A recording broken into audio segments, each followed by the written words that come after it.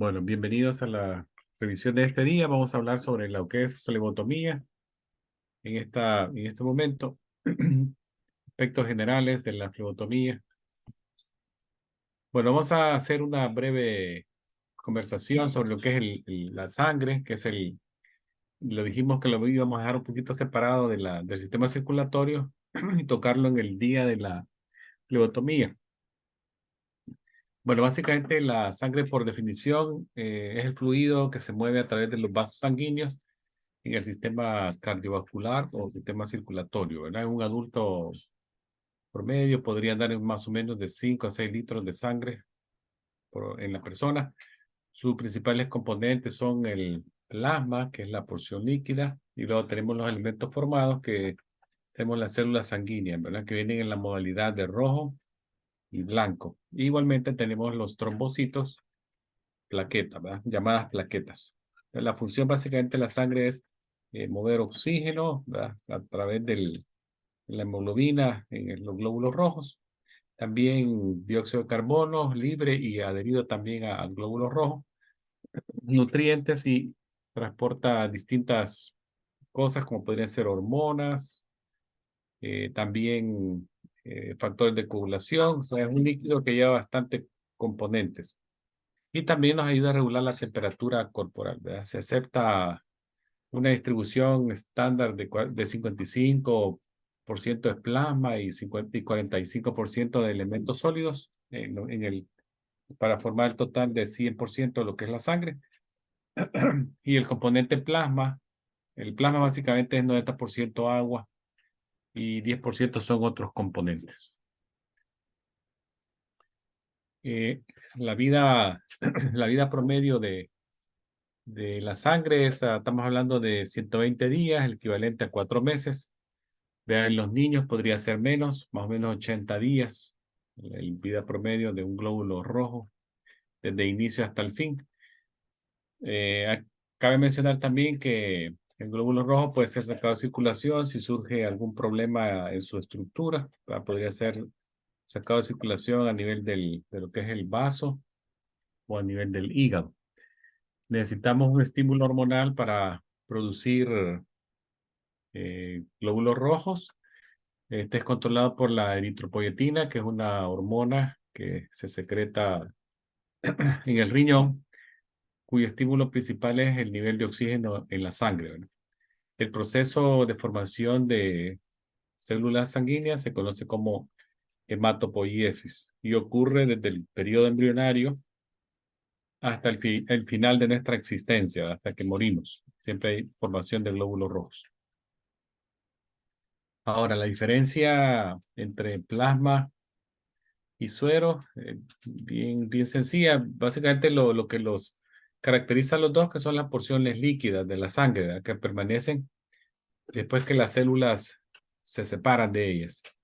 El plasma es la porción líquida de sangre que prevenimos la coagulación agregándole a la sangre anticoagulantes. Entonces, cuando prevenimos la anticoagulación y separamos la sangre a través de la centrífuga, el líquido que logramos extraer le llamamos plasma. Y si dejamos que la sangre se coagule a través de la activación de sus factores de coagulación, la posterior separación de la parte líquida y la parte coagulada la conocemos como suero. Bueno, muchos laboratorios utilizan suero para hacer sus muestreos y darnos los resultados de los exámenes que se solicitan. La sangre completa básicamente es aquella sangre que se saca del cuerpo y no se le hace ningún proceso más que el análisis sanguíneo en busca de microorganismos, virus, para dar fe, ¿verdad?, de que la sangre está libre de patógenos y se puede usar para fines de transfusión. Es la sangre completa. La flebotomía actualmente, ¿verdad? ¿Qué es lo que es importante reconocer de este proceso? Bueno, principalmente es identificar a nuestros pacientes, ¿verdad? Y esa es una cosa muy importante, a través del nombre completo y su fecha de nacimiento. Lo hacemos antes y después. Primero, cuando el paciente se identifica y antes de hacerle ningún procedimiento, se le identifica con su nombre completo y fecha de nacimiento. Se le pide un consentimiento verbal. Él previamente también ha firmado uno. Entonces luego ya se hace el procedimiento y se vuelve a corroborar el nombre completo y el apellido. El nombre completo y apellido más la fecha de nacimiento, que es el mismo que está en la etiqueta que se va a pegar en el tubo con la sangre del paciente, ¿verdad? Básicamente eso es. También es bueno reconocer que hay varias formas de asegurar que la muestra va a llegar en su mejor forma posible al laboratorio que lo va a procesar, ¿verdad? Para eso debemos de conocer diferentes métodos de transportes de la muestra, eh, temperaturas óptimas de transporte. Algunas temperaturas tienen que hacerse fríos, otras tienen que hacerse a temperatura normal. También debemos de saber que no debemos de agitar fuerte la muestra, sino que solamente un movimiento suave para mezclar el aditivo con la sangre. Algunas muestras no se pueden exponer al sol o cualquier luz, ¿verdad? Directa, sino que hay que protegerla de la exposición a la luz.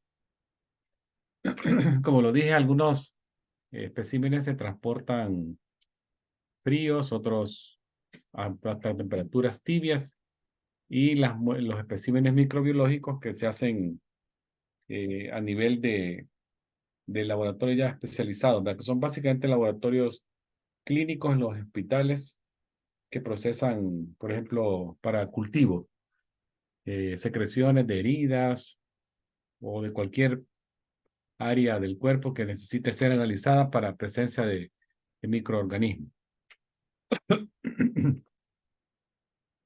Ahora, vamos a ver los diferentes tubos que conocemos en lo que es la flebotomía. Eh, Vamos a ver que los tubos se reconocen por los tapones que tienen distintos colores. Entonces, y eso nos dice el tipo de aditivo que está en el tubo. Y recordemos que algunos análisis sanguíneos requieren preparación química para obtener valores óptimos y poner algunos químicos en el interior de estos tubos. En el momento que se colecciona la sangre, es como se hace para obtener este resultado que posteriormente va a servir para hacer diagnóstico o monitoreo de una enfermedad. Bueno, vamos a comenzar hablando con el tubo de color rojo. Este tubo no requiere aditivo, ¿verdad? Se utiliza comúnmente para químicas clínicas y pruebas de suero, en suero. Tenemos ahí, por ejemplo, factor reumatoideo, amilasa, magnesio. Yo le pongo algunos nombres con los cuales se puede utilizar. Cortisol, ácido úrico, hormona paratiroidea, PTH, la prueba de sífilis, el péptido C, y para procedimientos y muestras de banco de sangre se utiliza el color rojo. Luego tenemos el tubo de color celeste, que es el que tiene el aditivo sodio citrato al 3.2%. Este aditivo es también utilizado, básicamente, ¿dónde lo podemos ver? Le voy a poner acá una. Todos los tubos en la parte superior de la etiqueta tienen su composición del aditivo que tienen en su interior, ¿verdad? Ahí se puede leer fácilmente sodio citrato al 3.2%. Todos lo tienen. Si alguna vez tienen duda dónde buscarlo, parte superior de la etiqueta. Vamos a ver también que sirve para el factor o la actividad de los factores, ¿verdad? Que es nos ayuda a especificar deficiencias o inhibiciones de factores. El tiempo de protrombina, eh, también es una de las pruebas de coagulación que nos sirve en estos tipos de tubos, que es una muestra también que se utiliza mucho especialmente para lo que es el INR, para calcular se calcula en base al resultado del examen del PT, ¿verdad? Luego tenemos el fibrinógeno, también se puede utilizar el tubo celeste y el dímero D, que es una muestra de sangre que nos ayuda a descartar presencias de coágulos. Por ejemplo, embolismos pulmonares, infartos de miocardio y otros. Luego tenemos el tubo lila o morado, lavanda. Este es el que tiene el aditivo. Si ustedes ven el nombre es bien largo, pero se puede abreviar en ETA o EDTA, ETA. La banda comúnmente se utiliza para pruebas de hematología. Ahí tenemos el CBC, ¿verdad? Cuenta completa de sangre, los reticulocitos, eritrosedimentaciones, también se pueden utilizar ahí.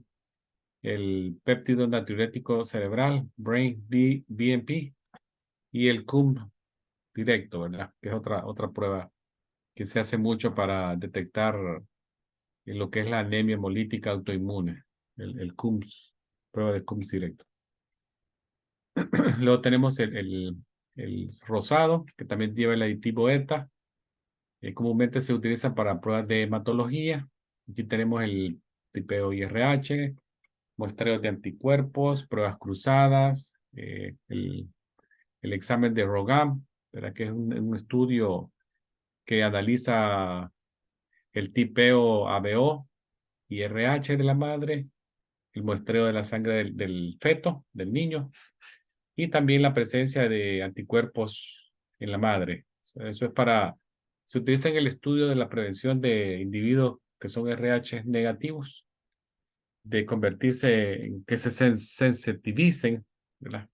Después de una exposición a un RH positivo. Son estudios que se hacen y se utiliza este tipo de tubo rosado.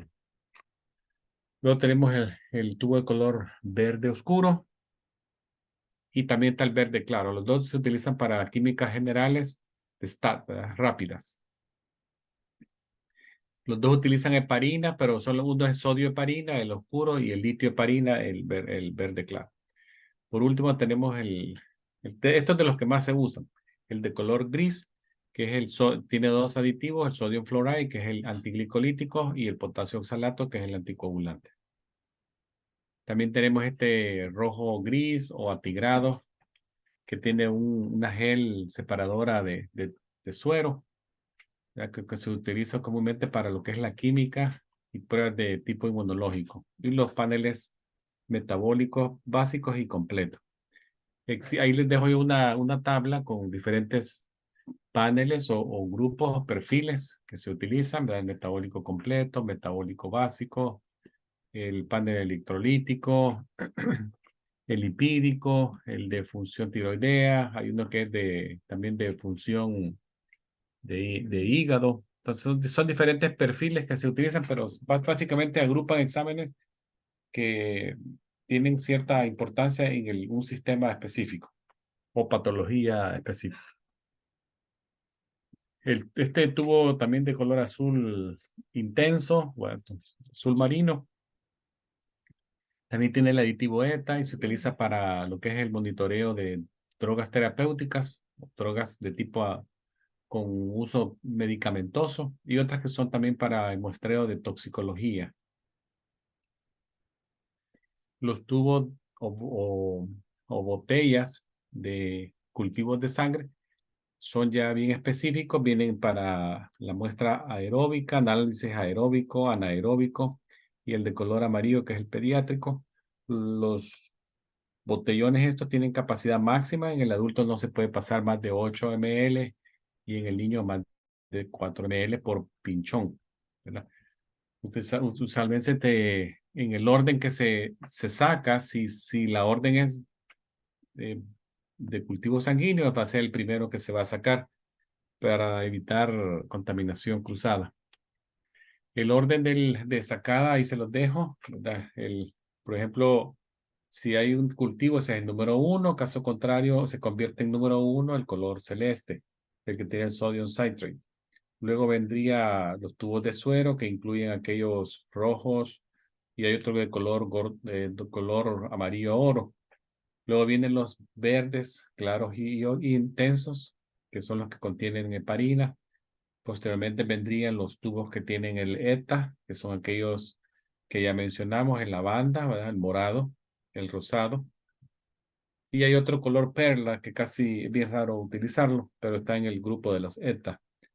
Y por último tenemos el tubo gris, que es donde encontramos el potasio oxalato y el sodio fluoride.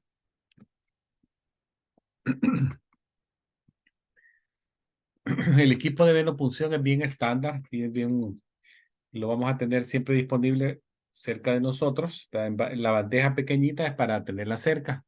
Y hay otras bandejas más grandes donde hay más equipo, ¿verdad? Pero básicamente consta del tubo evacuador, de los de colores, el tubo sostenedor, las agujas, y luego tenemos los limpiadores de alcohol, los guantes limpios, las curitas, las gasas 2x2, el torniquete y el equipo que nosotros utilizamos, ¿verdad? La gabacha.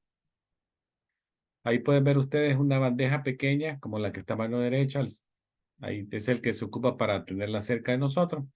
Y hay otras bandejas donde hay más equipo, donde podemos tener más tubos si en caso fuera necesario utilizar más, ¿verdad? Uno usa a ese.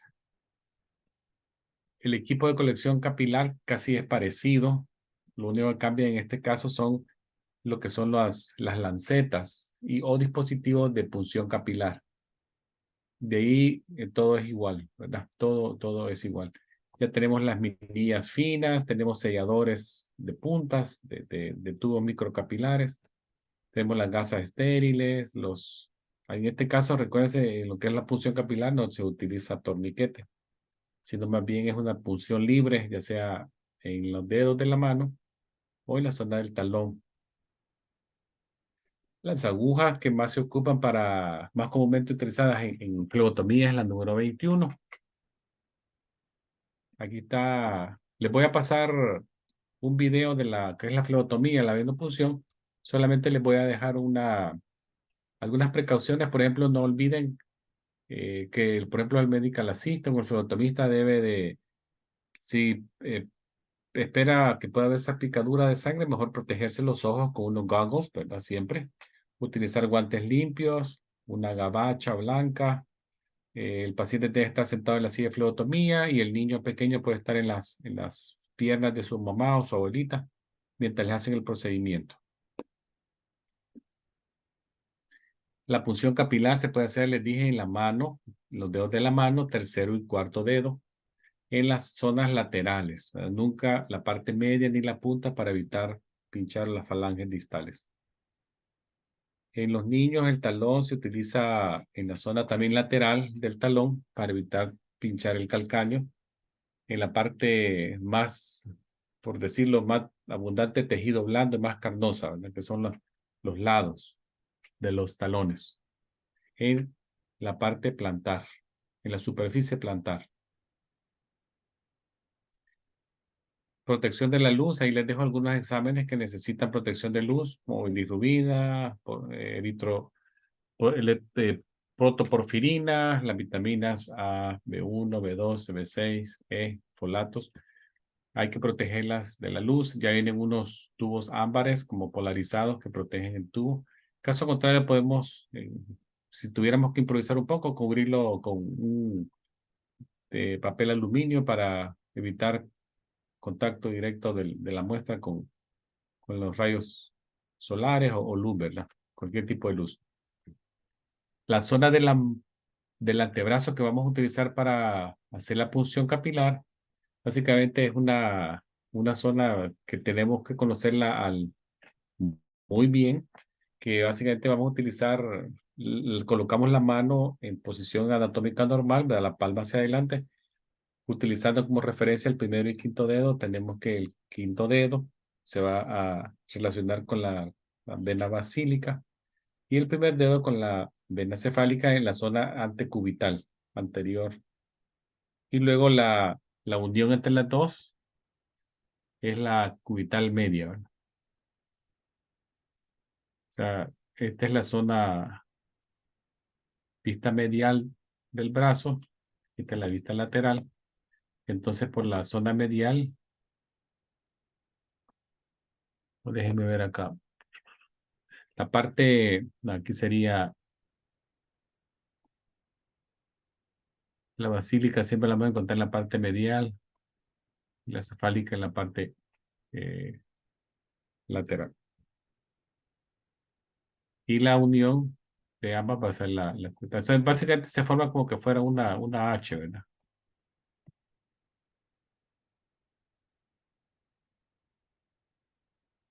En la zona de la mano podemos utilizar las venas del dorso o la zona posterior, la zona de atrás de la mano, ¿verdad? Que son básicamente ahí vamos a utilizar las venas metacarpales dorsales. No se puede utilizar las venas digitales ni la zona de las muñecas.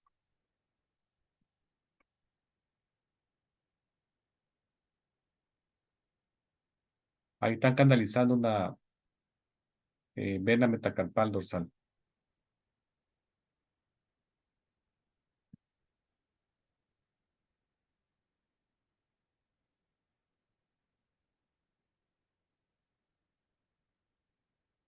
Vamos a ver este video que hacen tres escenarios posibles de pacientes.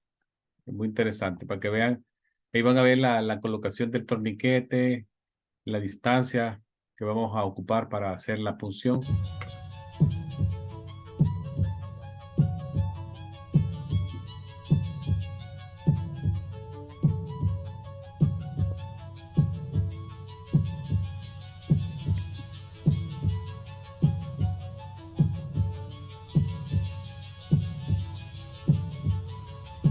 Good morning, I'm Kristen. I'm here to draw your blood today. Good morning. Could you please state your name and date of birth? Pat White, November 11th, 1986. Thank you. Have you had anything to eat or drink in the last 12 hours? Not since 9 last night. Thanks. Do you have any questions? No. All right, it will just take me a minute to get everything set. Blood collection by venipuncture is one of the most common procedures performed in a healthcare setting. Common, but also complex, requiring knowledge and skill to assure the accuracy and integrity of the samples drawn and to eliminate risk to both patient and healthcare workers. The first step is to accurately ID the patient using at least two forms of identification. Does the name and date of birth on the requisition form match what the patient is telling you? Does it match what is on the patient ID wristband? Has the patient followed special orders, such as fasting prior to blood draw? Address the inconsistency first with a requesting physician or healthcare worker on duty. But if the given information does agree, it's time to prepare yourself and the patient for a successful blood draw using proper standard precautions.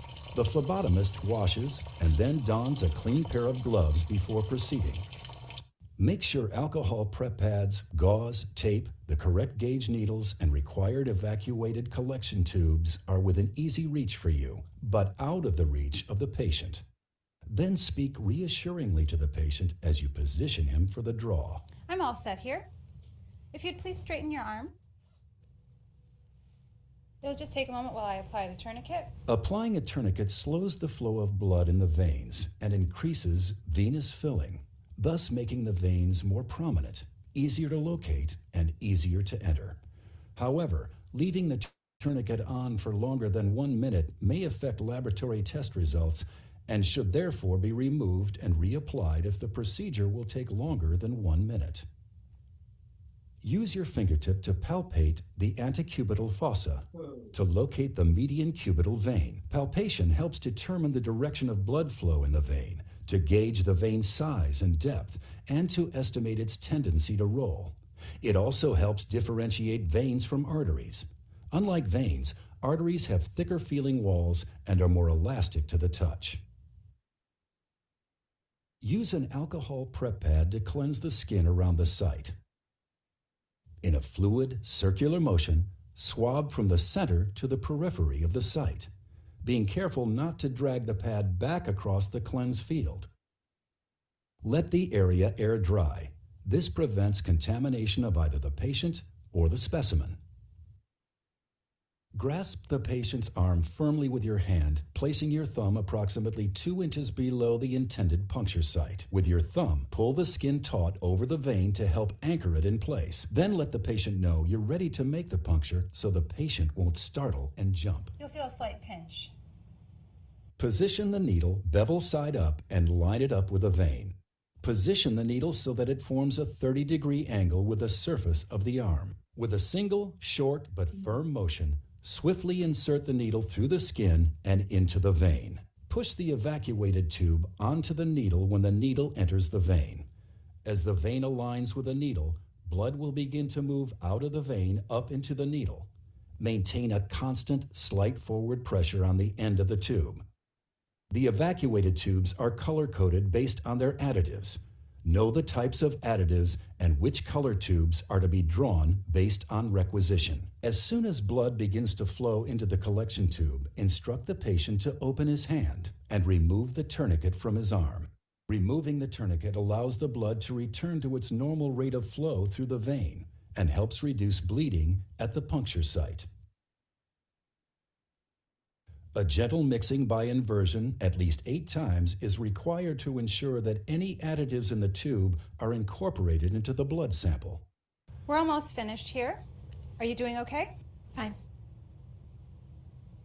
Engage the safety device on the needle and use the Sharps device for proper disposal. Applying pressure at the needle entry site immediately after removing the needle will prevent a hematoma from forming and allow hemostasis to seal the wound.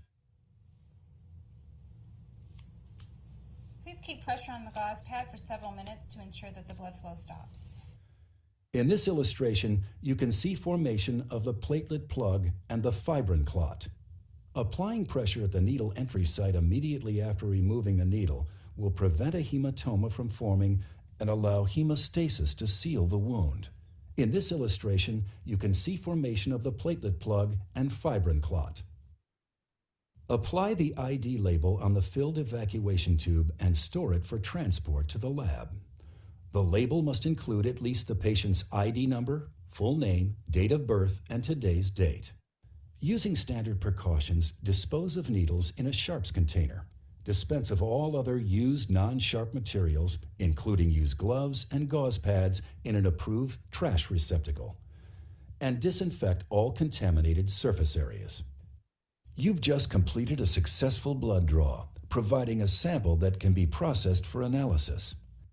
Fortunately, most blood draws are completed in an entirely professional, skilled, and successful manner. Most, but not all. Poor technique, poor judgment, lack of knowledge, loss of concentration, and undue haste all are factors that can negatively impact the integrity of a sample. Or worse, that can create undue stress and pain for the patient or cause a patient physical harm. Let's take a look. Failure to align the needle perfectly with the vein and failure to insert the needle at a 30-degree angle can result in the needle missing its mark. Poor technique that will require an unwelcome second needle stick.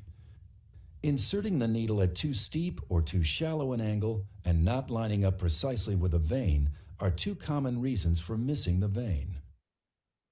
To the patient, that usually means only one thing: further anxiety and discomfort. But it can have other consequences as well. Serious complications are most likely to arise when targeting the basilic vein, with its close proximity to nerves, which can be permanently damaged, or the brachial artery, which could be nicked. Even with a proper angle, the appropriate needle size must be used. Ready? You're only going to feel a very small pinch this time. It is acceptable to use a smaller needle called a butterfly. However, it should be noted that butterflies are a larger gauge needle, 23 to 25 gauge, and therefore have a smaller bore size. A large gauge straight needle, 25 gauge in this case, may make piercing the vein more certain, but as you can see, the smaller bore size can cause the red blood cells to lyse. While it appeared to the healthcare professional that this blood draw was successful, it's clear once the sample is centrifuged that the choice of needle gauge was a poor one. The selection compromised the integrity of the sample. Aside from these 2 examples of invisible errors, there are many visible signs that a healthcare professional may not be following standard precautions that ensure a quality blood draw as well as a satisfactory customer experience.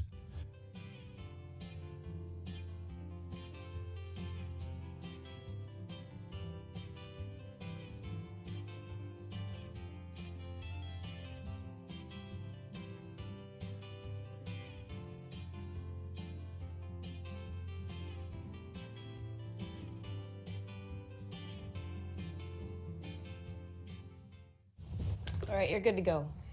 That's it? Yeah, I just need to put some tape on it.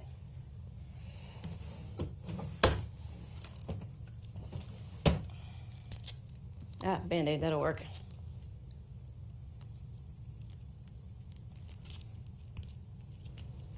What about this? Oh. You're good to go. Good to go? Not necessarily. Failure to apply pressure on the puncture site immediately following removal of the needle can cause bleeding from the vein into the space around it, forming a hematoma, a collection of blood under the skin surface that will become bruised in appearance and painful to the touch. There are many times, of course, when a single blood draw involves more than the collection of a single sample. You may be required to collect as many as 10 tubes in a single draw, and this requires even greater skill and careful planning to complete successfully. Two keys to a successful multiple tube draw must occur in the planning stage. You need to determine which gauge needle will be appropriate for all tests being requested, and you need to plan the order of the draw to assure the integrity of all samples. But your technique should remain the same. Let's take a few moments to review. Position the needle bevel side up and line it up with a vein. Position the needle to form a 30-degree angle with the surface of the arm. With a single short but firm motion, swiftly insert the needle through the skin and into the vein. Push the evacuated tube onto the needle when the needle enters the vein. As the vein aligns with the needle, blood will begin to move out of the vein up into the needle. Maintain a constant, slight forward pressure on the end of the tube to prevent release of the shutoff valve.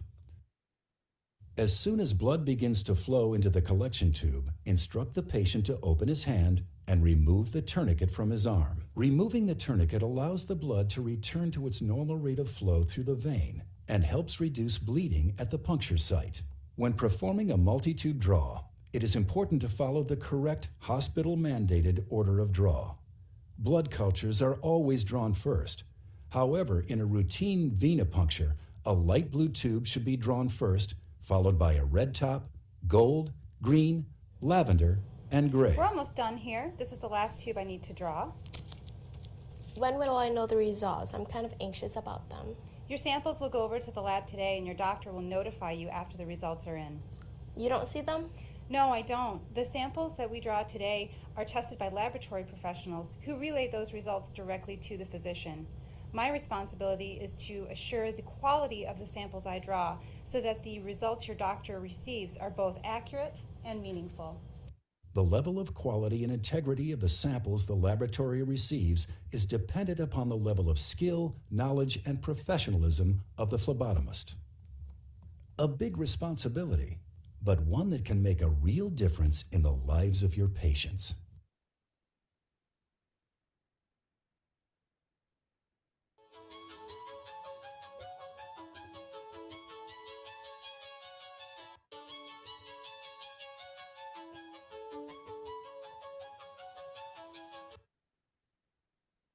Bueno, vamos a ver ahora.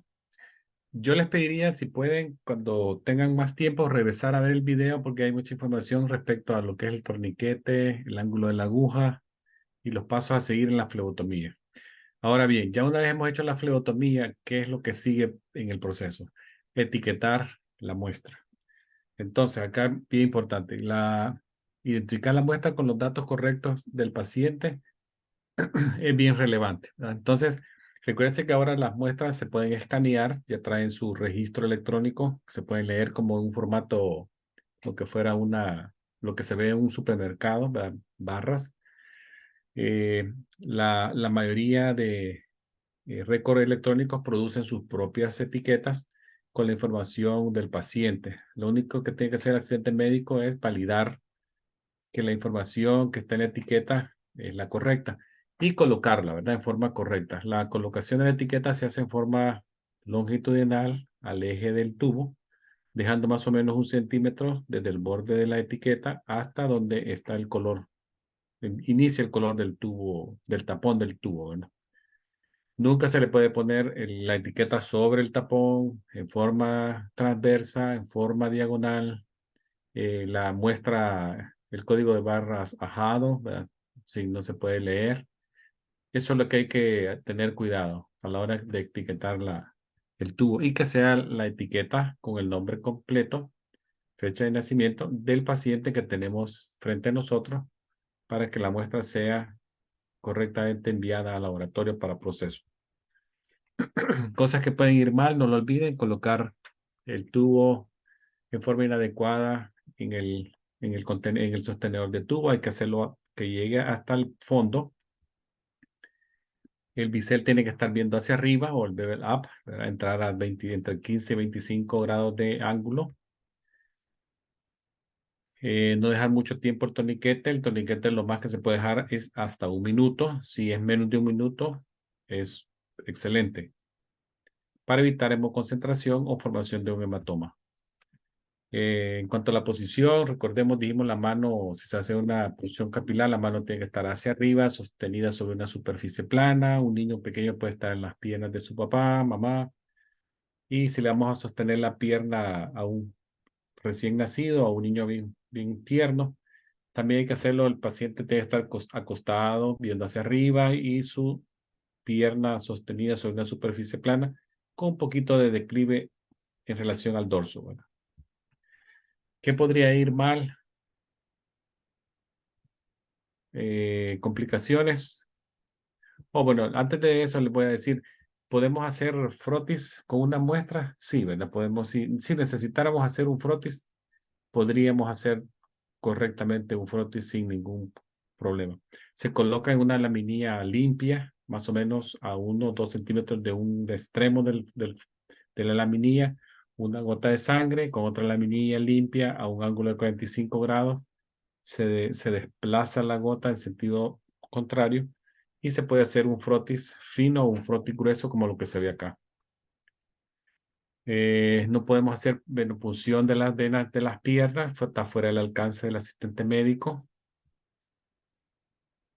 Complicaciones de las flebotomías, tenemos formación de hematomas, alergias al látex, pero siempre hay que preguntarle al paciente si es alérgico a medicamento, comida o a látex, ¿verdad? Cualquier cosa, como una pregunta general, ¿verdad? De alergias. La lesión nerviosa podría pasar, especialmente si se hace contacto con la arteria braquial. Podemos hacer un hematoma y que sea un compartimiento y presionar el nervio mediano. Hay que tener eso presente. Infección es otra complicación muy poco frecuente, pero está descrita. El que el paciente nos diga no, ¿verdad? Respetemos al paciente que dice no. Si él no quiere, solamente hay que documentarlo, ¿verdad? Documentar en el expediente que el paciente se rehúsa a que le hagan la flebotomía. El paciente también se puede desmayar, podría pasar eso. Hay que prestarle atención si el paciente se empieza a poner pálido, a respirar rápido, a sudar mucho o se muestra ansioso. Puede ser que venga ya un desmayo. Estas situaciones son pasaderas y hay que estar solamente con el paciente, no descuidarlo, darle la atención. Pero si sucediera ya con la vena adentro, solo se saca se remueve el torniquete, se quita la vena del brazo, se pone el dispositivo de seguridad sobre la aguja y se le da atención al paciente quedándose junto a él, ¿verdad? Si el paciente ya da historia de que ha tenido un desmayo anterior, hay que ponerle atención y sentarlo en una silla un poquito más segura para el procedimiento. También puede haber sangramiento excesivo por uso de anticoagulantes, pues dar también atención y hacer una presión un poquito más prolongada después de la venopunción. Respetar el brazo que pueda tener una fístula arteriovenosa o que tenga alguna anormalidad en el drenaje linfático. Hay que irnos al otro brazo, ¿verdad? Podría ser que alguien tenga una linfedema en un brazo por cualquier causa quirúrgica anterior. Hay que respetarlo y no hacer ese brazo, sino el otro. Las fístulas también, pacientes que tienen hemodiálisis, ¿verdad? Hay que respetarlo, irse al otro lado. Bueno, ¿tienen alguna pregunta de lo que es la flebotomía? Les mencioné lo más importante. Voy a hacer cambio de la presentación, pero si tienen alguna pregunta, me la dejan saber. Ok, profesor. ¿Alguna duda o inquietud? Pueden levantar la mano o abrir su micrófono. No tengo ninguna duda. Ok, excelente. Todo Bueno, claro. Muchas gracias.